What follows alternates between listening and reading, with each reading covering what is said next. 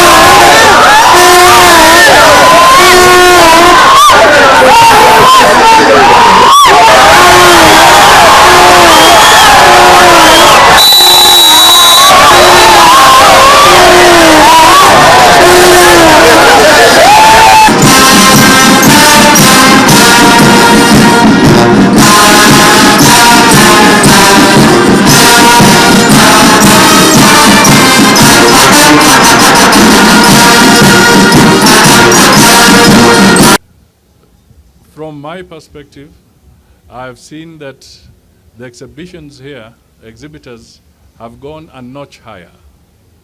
They have interpreted a lot of issues, the issues of climate change, the issues of conservation. We have even seen a more open aspect of what can be done through irrigation, what can be done through technology.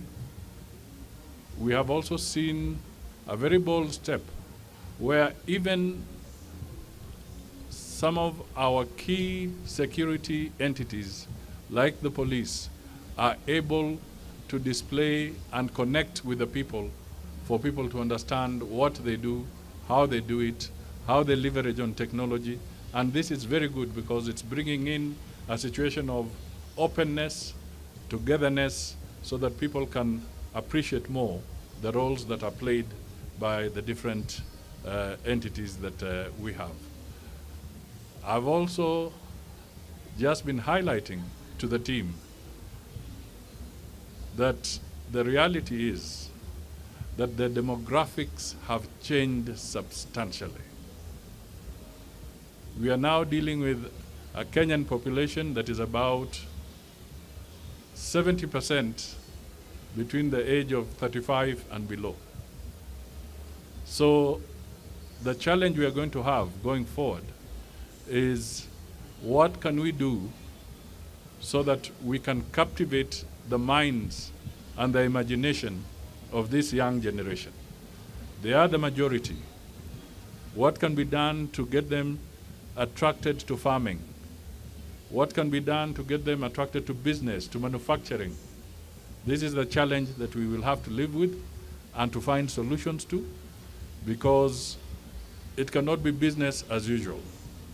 These are young people, ready to go, raring to go, intelligent, well-educated, and therefore, if we are going to make sure that they play that pivotal role, we must do something out of the ordinary. And this means that leveraging heavily on technology so that we can work with them and walk with them into the future as various challenges arise. So I'll leave it at that, and then I'll wait to hear if there are any specific questions, because I was focusing on agriculture, and I know some of you may want to fire something else.